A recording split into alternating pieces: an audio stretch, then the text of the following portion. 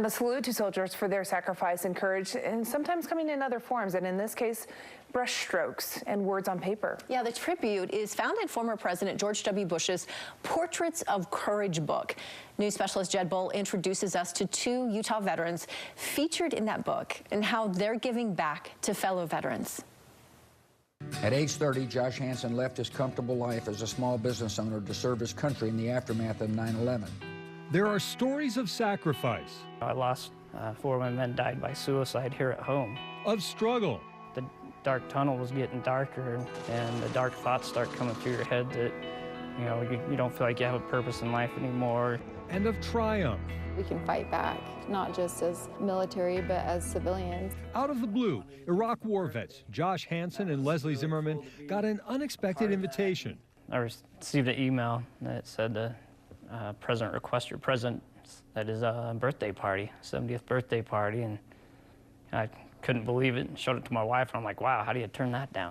That's when they learned former President Bush had included their stories in his book, Portraits of Courage. We were all sitting there at a barbecue, and he pulls out his iPad, and he was showing everybody the pictures that he had painted, and it was a very surreal moment where you think this former commander-in-chief has taken the time out to paint my portrait. A lot of people paint presidents, but very rare does a president actually paint veterans. Somebody who knew I'd paint a world leader suggested I paint the faces that nobody knows. And so I decided that this would be a wonderful opportunity to honor those who served. The Iraq War has claimed the lives of thousands of American soldiers and left many more suffering with wounds, both physical and mental.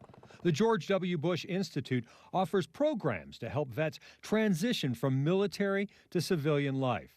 It was at one of these programs where Josh told of his struggles and the loss of his men. Bush said, you led them during the war, let's do it here at home.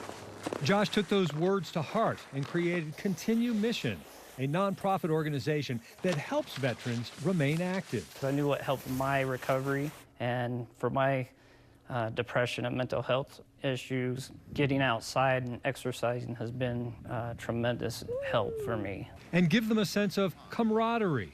They're considered your family because they would do anything for you, and you'd do anything for them to protect them. That camaraderie inspired the former president to create the book. I want to share what I've learned and what I've seen, and to call attention to programs that work. He painted 98 veterans, and we are two I like that... to think it's because I'm cute.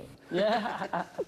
Then I don't know how that guy made it in there. He left the office, and that's what he says, is that he doesn't miss being president, but he misses saluting the soldiers. A salute and thanksgiving to those who sacrificed so much for our country. And I think that this is his way of saluting the soldiers and saying, thank you for serving.